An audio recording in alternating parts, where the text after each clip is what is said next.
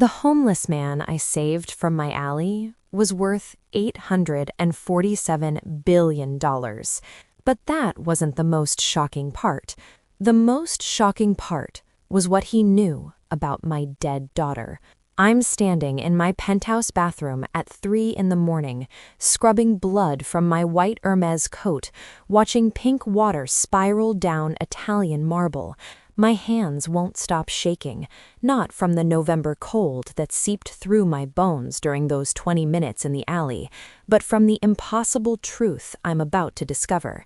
If you are listening right now, I hope you're somewhere safe tonight. Please hit the subscribe button right now. It is completely free. And tell me in the comment where you are watching from. And let's keep breathing life into stories that were never meant to stay silent. Now, let's continue. 6 hours ago, I was Elena Voss, the Ice Queen CEO who'd clawed her way from poverty to luxury cosmetics royalty. My life was crystalline order, board meetings, profit margins, and a heart frozen solid since the night they told me my daughter was dead. Now, everything I've built is about to crumble. I found him bleeding behind my flagship store, rain-soaked and broken against the dumpster where we discard expired serums worth thousands. Any other night, I would have stepped over him.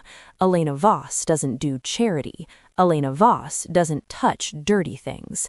But when he looked up at me with those storm-gray eyes, the same shade of the child I never got to hold, something inside me shattered. "Please," he whispered, blood trickling from his temple, "don't call anyone. Just let me disappear." I should have walked away. Instead, I heard myself saying, "Can you stand?" He said his name was Tim Boss, obviously fake, but those eyes held the same devastating grief that had been eating me alive for 8 years, like he'd lost something irreplaceable too. I brought him to my penthouse, cleaned his wounds, gave him my guest room, and that's when I started noticing things that didn't add up. The way he moved, fluid grace of someone born to power, not desperation. The expensive bone structure hidden beneath stubble and exhaustion. How he studied my apartment with familiarity, not awe. But it wasn't until he spoke my full name, Elena Catherine Voss, that I realized this wasn't random. No homeless stranger knew my middle name. What did this man want from me, and why did looking at him feel like staring into my own buried past? My penthouse had never felt smaller. Tim Boss stood in my living room like he belonged there, rain-drenched and bleeding, yet somehow commanding the space with quiet authority. The contrast was jarring, designer furniture worth more than most people's homes, and this mysterious man who looked like he'd crawled out of hell but carried himself like royalty.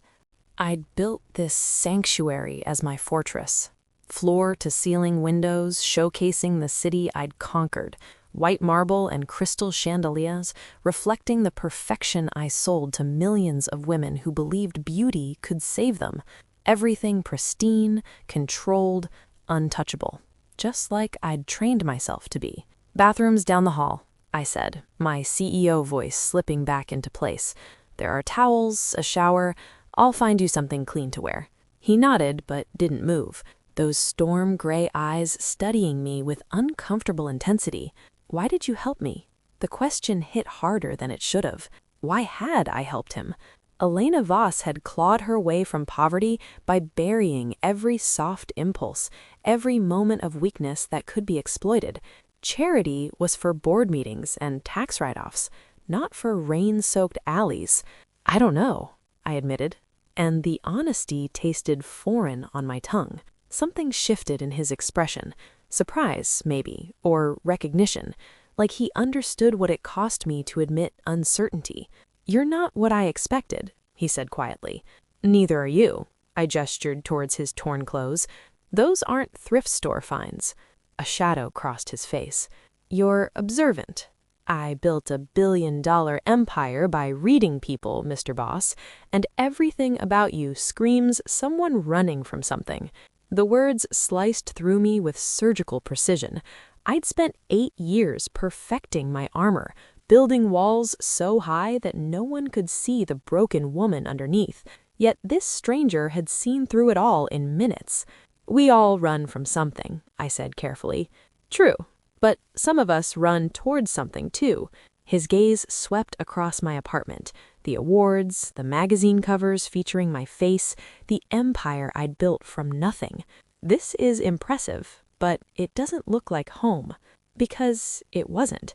Home died 8 years ago in a hospital room where they'd handed me papers instead of my daughter's body. Home was the life I lost, the woman I'd been before grief turned me to ice. "Home is overrated," I said. "Is it? Or maybe you just haven't found the right one yet."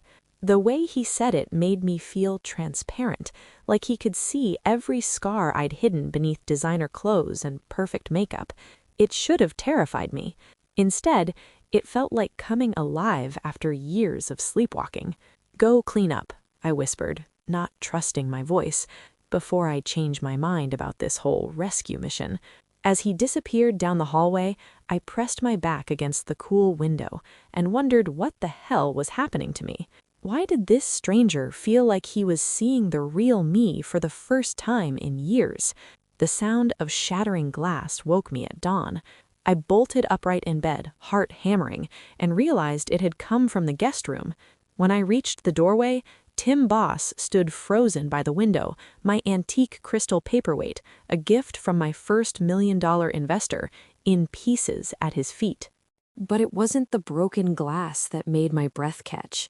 It was the way he stared at the framed magazine cover on my nightstand, the one where Forbes had crowned me the beauty queen who built an empire. "That's you," he said, voice hollow with something that sounded like grief. "Elena Voss." Obviously. I knelt to collect the crystal shards, needing something to do with my hands. When I looked up, his face had gone pale as marble. 8 years ago, the Voss Empire scandal, the medical malpractice lawsuit you buried. My blood turned to ice water. No one talked about that lawsuit. I'd spent millions ensuring it stayed buried beneath legal paperwork and sealed records. The medical crisis that had destroyed everything I'd cared about. The hospital that had failed me when I needed them most. "Who the hell are you?" I whispered. He reached into his pocket and pulled out something that made my heart stop completely. A hospital bracelet. Small, pink, with my maiden name printed in faded ink.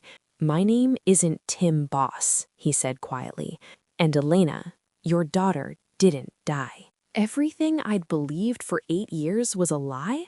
The hospital bracelet felt like holding fire. My hands shook as I traced the faded ink. Baby Girl Mitchell, my maiden name before I'd legally changed it to bury the past. Before Elena Voss was born from Elena Mitchell's ashes.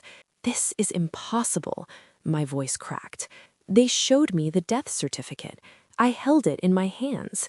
Tim, whoever he really was, moved closer, and I caught that expensive scent again, bergamot and cedar, like the cologne worn by men who owned corporations, not lived in alleys. "Death certificates can be forged," he said gently, "especially when there's enough money involved." "Money?" I laughed bitterly. I was 19 and broke. I had nothing, but someone else did. Someone who wanted your daughter badly enough to steal her. The words hit like physical blows. I stumbled backward until my spine met the wall, sliding down until I sat on the hardwood floor like a child.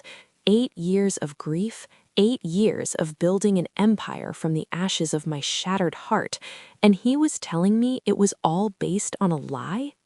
"Who are you?" I whispered again. He knelt in front of me, those storm-gray eyes infinite with compassion.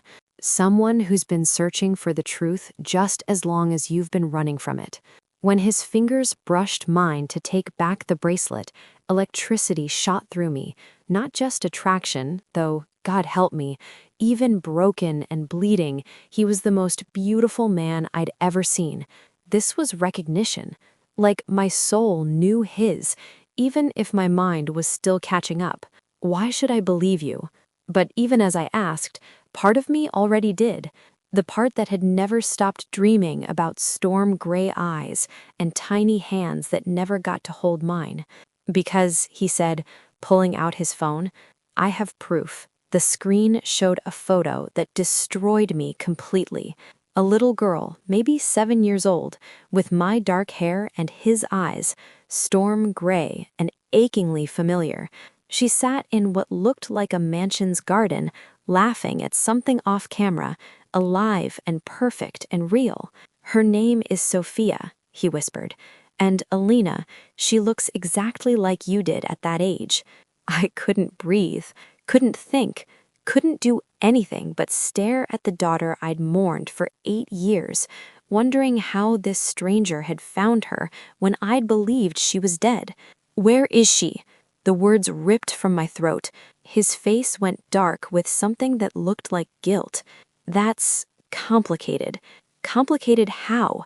Because the family who adopted her, they're mine. What did that mean? Your family adopted my daughter? The words came out strangled, desperate. Tim's face crumpled with something that looked like self-hatred, and suddenly I knew whatever he was about to tell me would change everything. Elena, my real name is Alexander Harrington.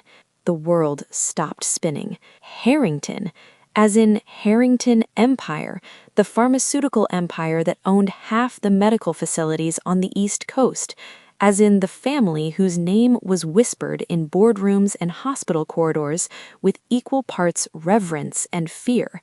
You're lying. But even as I said it, I could see it now.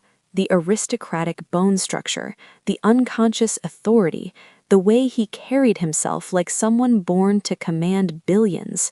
I wish I were.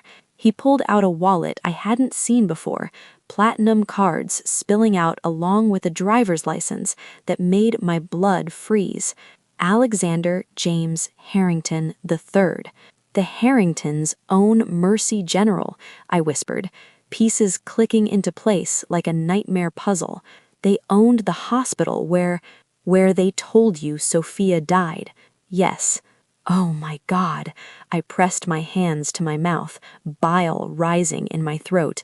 You knew who I was when I found you in that alley. Elena, please. You've been watching me? I scrambled to my feet, backing towards the door. This whole wounded stranger act, it was all lies? Not all of it. He stood slowly, hands raised like I was a wild animal about to bolt. The grief in my eyes, that's real. The way I feel when I look at you, that's real too. Stop. My voice broke. Just stop talking. I lost my parents in a car accident when I was 15, he said quietly. My grandfather raised me, and when I turned 18, I started questioning things, like why we suddenly had a 7-year-old daughter no one talked about, like why there were sealed medical records in my grandfather's safe. My chest felt like it was caving in. How long have you known? 2 years. I've been trying to build a case, trying to find proof that would hold up in court. But Elena, his voice turned desperate. I never expected to find you first.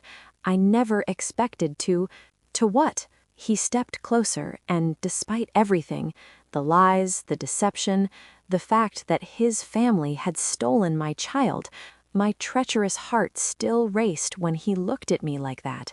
To fall in love with you, he whispered. Before I could respond, his phone rang with a number that made him go white as death. Before we continue, if you're not subscribed yet, please hit that subscribe button now. You absolutely cannot miss what happens next. And tell me in the comments, do you think Elena can ever forgive Alexander for the lies?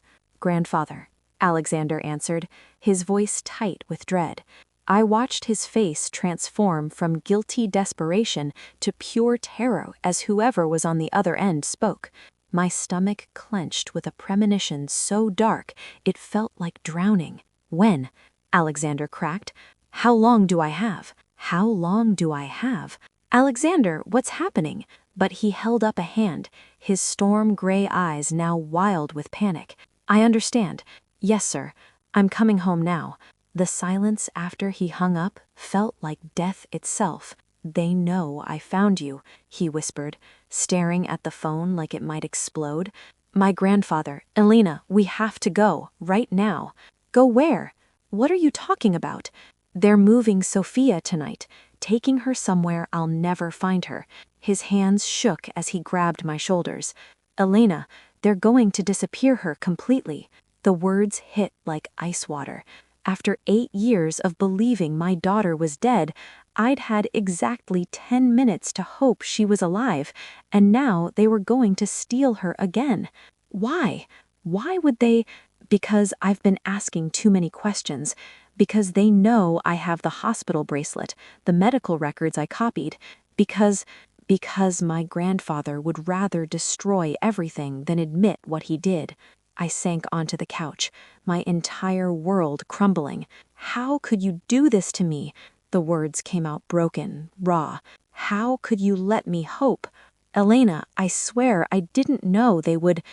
"Get out!" I screamed, fury and heartbreak exploding out of me like a dam bursting. "Get out of my house. Get out of my life. You don't understand. If I leave now, we'll never find her. They'll make sure of it." "We?" I laughed, bitterly through tears. "There is no we. You're one of them. You're a Harrington. This is probably all some sick game to you people." "Elena, please." I said, "Get out." I grabbed the first thing I could reach, an award statue, and hurled it at the wall, inches from his head.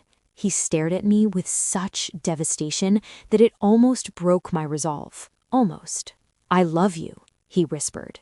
"You don't get to say that. Not after this. Not after everything your family took from me." Alexander backed towards the door, defeat written in every line of his body. "Elena, I know you hate me. You have every right, but I'm going to get her back. With or without you, I'm going to bring Sophia home." "Don't." My voice was ice. "Don't you dare say her name. You don't get to pretend you care about her when your family—" "My family destroyed my life too," he said quietly. "But I'm going to fix this. I swear to you, I'm going to fix this." The door closed behind him like the sound of a coffin slamming shut. I collapsed on my perfect white couch in my perfect sterile apartment and sobbed for the daughter I'd lost twice now, for the man who'd made me feel alive just long enough to shatter me completely, for the life that might have been if the world weren't so cruel. But even as I cried, I knew with crystalline certainty that I couldn't let him face his family alone. I lasted exactly 12 minutes before I was running through the lobby in my silk pajamas and bare feet. The November rain had turned to sleet, cutting through my thin nightwear like frozen needles, but I didn't care. Alexander was nowhere in sight, but I knew where he'd gone. Home, to face the monsters who'd stolen my daughter and destroyed both our lives. "I'm going to fix this," he'd said. But he couldn't fix this alone, not against the entire Harrington empire. My phone buzzed as I reached the street corner, rain-soaked and shivering. Unknown number again. "Elena, I know you hate me, but please read this. I found something in my grandfather's files, something that changes everything." A photo followed that made my knees buckle. Medical documents, official hospital records dated 8 years ago, but not the ones they'd shown me. These showed a healthy live birth, a baby transferred to private care within hours, and at the bottom, a signature that made my blood boil. Dr. Patricia Harrington, Chief of Obstetrics. Alexander's aunt. The woman who'd looked me in the eye 8 years ago and told me my daughter had died of complications, who'd handed me forged death certificates while my real, living baby was being stolen. Another text. "My aunt Patricia has been hiding this. She kept records to protect herself in case grandfather ever tried to blame her. Elena, there are 12 other cases, 12 other mothers, 12 other mothers who lost their children to Harrington greed. The fury that rose in me was volcanic, cleansing. This wasn't just about Sophia anymore.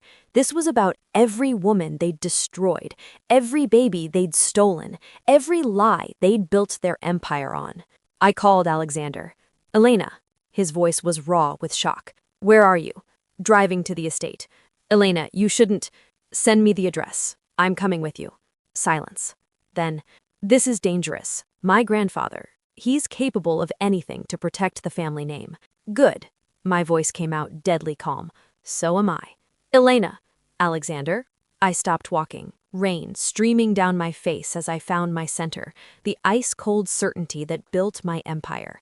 "Your family stole my daughter. They've stolen 12 other daughters, and they made the mistake of thinking I'd break. You don't understand what you're walking into." "Yes, I do." I smiled, and it felt sharp enough to cut glass. "I'm walking into war, and I've never lost a war in my life." 20 minutes later, Alexander pulled up in a black Tesla that probably cost more than most people's houses. When I slid into the passenger seat, he stared at me with something like awe. "You're really going to do this?" "We're going to do this." I buckled my seatbelt and met his eyes. "But Alexander, when this is over, when we have Sophia back, we're going to talk about trust. Really talk." He nodded, hope flickering in those storm-gray eyes for the first time since the phone call. "Does this mean you forgive me?" "It means I'm choosing to save my daughter over protecting my heart." I touched his hand briefly, electricity sparking between us. "Everything else we'll figure out later." As we drove through the night toward the Harrington state, toward whatever hell awaited us, I felt something I hadn't experienced in 8 years. I felt like I was finally going home. The Harrington estate loomed before us like a Gothic nightmare, all stone towers and arched windows that seemed to watch our approach with malevolent eyes. Even in the pre-dawn darkness, I could feel the weight of old money and older secrets pressing down from every shadow. "There," Alexander pointed, to a wing of the house where lights blazed despite the hour. "Grandfather's study. If they're moving Sophia tonight, that's where they'll coordinate it." My hands trembled as I checked my phone one final time. Everything was ready. The evidence we'd compiled, the journalists I'd contacted, the legal team I'd awakened with promises of the biggest pharmaceutical scandal in decades. Elena Voss hadn't built an empire without learning how to wage war. "Do you remember the plan?" I asked. Alexander nodded grimly. "You create the distraction. I get to Sophia. And if this goes wrong, it won't." He caught my hand, squeezing tight. "Elena, whatever happens in there, I need you to know that meeting you was worth everything, even this." Before I could respond, he was out of the car, moving toward the servants' entrance with the fluid grace of someone who knew every secret passage in his childhood home. I gave him 60 seconds, then walked straight to the front door and rang the bell. The man who answered was clearly Alexander's grandfather. Same storm-gray eyes, same aristocratic features, but twisted with decades of entitlement and cruelty. Richard Harrington III looked at me like I was something unpleasant he'd found on his shoe. "Ms. Voss, how unexpected." "Hello, Richard." I stepped inside without invitation. My CEO voice pitched to carry through the massive foyer. "Lovely home. I especially admire how you've decorated it with stolen children." His face went ashen. "You don't know what you're talking about?" I pulled out my phone, showing him the medical records Alexander had discovered. 12 families, Richard. 12 babies stolen through forged death certificates and bribes. Did you really think no one would ever connect the dots? You have no proof that would hold up in court. I smiled, and it felt sharp enough to draw blood. Actually, I do. Your son's confession, for starters. The color drained from his face completely. Alexander would never betray his family. Oh, but he already has. I gestured toward the study where voices were beginning to rise in panic. He's been recording every conversation, copying every document, And in about 30 minutes, every major news outlet in the country is going to receive a very interesting package. That's when I heard it. The sound that made 8 years of grief worth surviving. "Mama?" A small voice, uncertain and achingly familiar. I turned to see Alexander emerging from the hallway, holding the hand of a little girl with storm-gray eyes and my dark hair. She was more beautiful than any photograph could capture, more real than any dream I dared to have. "Sophia," I whispered, dropping to my knees. She studied my face with the same intensity I'd seen in Alexander's eyes.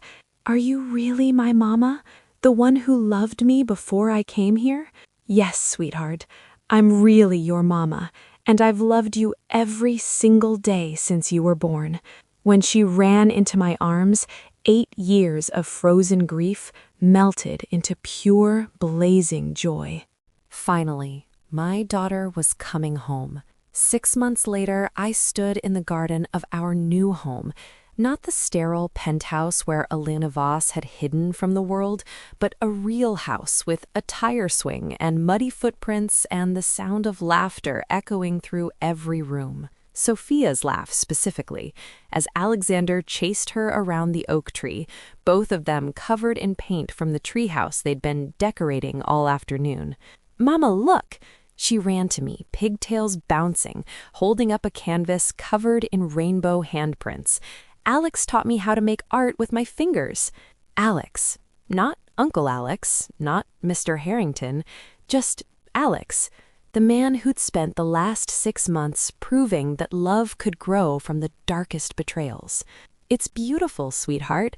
I knelt to her level, still amazed that I could touch her, hold her, breathe in the scent of her shampoo whenever I wanted. Should we hang it in the kitchen with the others? The corruption trials had dominated headlines for months. Richard Harrington III received 25 years in federal prison. Dr. Patricia Harrington lost her medical license and got 15 years. The other 11 families were reunited with children they'd mourned as dead, and the settlement money would ensure all 12 children had college funds worth millions. But more than justice, we'd found healing. Alexander appeared beside us, paint streaked across his cheekbone like war paint. "Your daughter has convinced me that purple trees are perfectly reasonable." Your daughter. He'd never tried to claim her, never pushed for a paternal role he hadn't earned. Instead, he'd simply loved us both, quietly and completely, until Sophia started calling him Alex and asking if he was going to marry Mama. "Speaking of perfectly reasonable," I said, reaching up to wipe the paint from his face, "have you given any thought to that conversation we promised to have, about trust?" His storm-gray eyes grew serious. "Every day. And I think trust isn't something you earn once. It's something you choose to give, every day, to someone who proves they're worthy of it." Sophia had wandered back to her easel, humming something off-key and beautiful. In the golden afternoon light with paint-stained fingers and grass-stained knees, she looked exactly like what she was. A little girl who'd never known she was stolen, who'd been loved imperfectly but genuinely by the Harrington household staff, and who'd adapted to having her real mother with the resilience children possess. "Elena," Alexander said quietly, "there's something I've been wanting to ask you." "Oh?" He pulled a small velvet box from his pocket, and my heart stopped completely. "I know we've done everything backwards. I know I hurt you. I know we're still learning how to be a family. But, Elena," he dropped to one knee right there in the garden, paint-stained and perfect. "I love you. I love Sophia. I love the life we're building from the pieces of our broken pasts. Will you marry me?" Through tears of joy, I could hear Sophia's squealing with delight and clapping her hands, but mostly I could see Alexander's face, hope and love and the promise of forever written in those eyes that had first captured me in a rain-soaked alley. "Yes," I whispered. "Yes, Alexander Harrington, I will marry you." As he slipped the ring onto my finger, Sophia launched herself into our arms and we tumbled onto the grass in a tangle of laughter and happy tears and new beginnings. This was what home felt like. Not perfect, but real. Not painless, but worth every moment of heartbreak that had led us here. Tell me in the comments how this story touched your heart. Have you ever found love in the most unexpected places? And please, if this story of second chances and fierce love moved you, subscribe and join our family. Because love always wins in the end. Sometimes it just takes a little longer to find its way.